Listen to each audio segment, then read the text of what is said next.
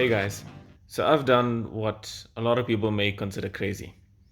I've sold my running 1995 R33 Skyline to buy a non-running 1981 Datsun 280ZX.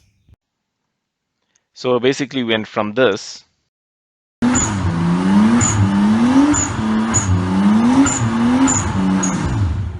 to this. So my reasoning for this made sense to me at least. I owned the Skyline for I think around 3 years, and during that time I worked on just about every part of the car. And also during that time I learned a lot. So now it progressed to the next stage where I want to see how far I can stretch that knowledge and skill that I've gained. And I'm not professing to be any sort of expert on mechanics, and that's why you'll see during this build there's a lot of my friends that'll be coming through and helping out.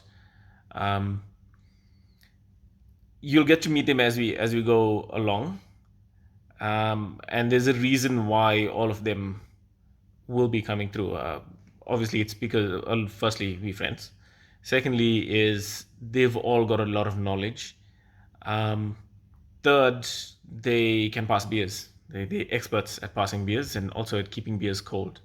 The only problem with them though is they drink my beers, all other than Ramlin. At least Ramlin doesn't drink beers, so we'll keep some tea around for him.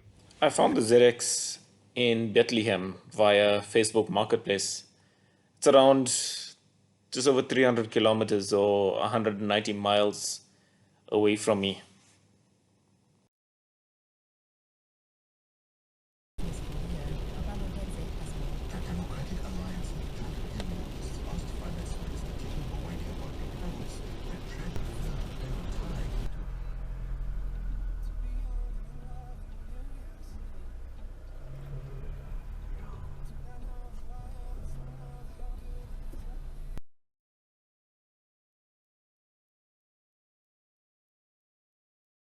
Right, we got a 280 hooked up.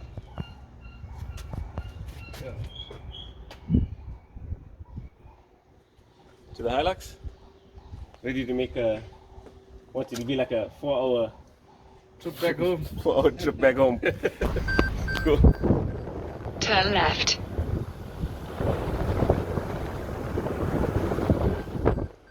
I don't know if you can see that, but there's a 280 Z right up my butt. This is the current state of affairs. We've got the cruise control set at 80 k's an hour.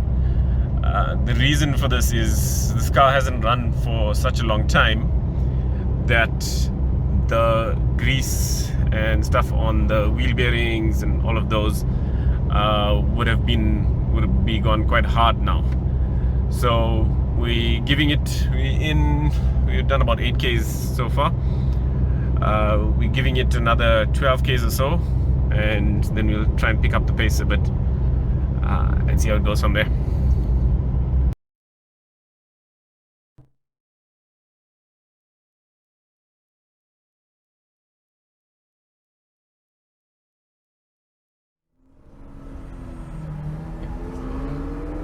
What is it? Jack? Oh. It was a very smooth and uneventful trip back, and I attribute that to the A-frame that we used. So I'll give you a quick view into how that works. Once it flips open, it forms an A. And you've got each little arm that runs up to the suspension on each side of the car.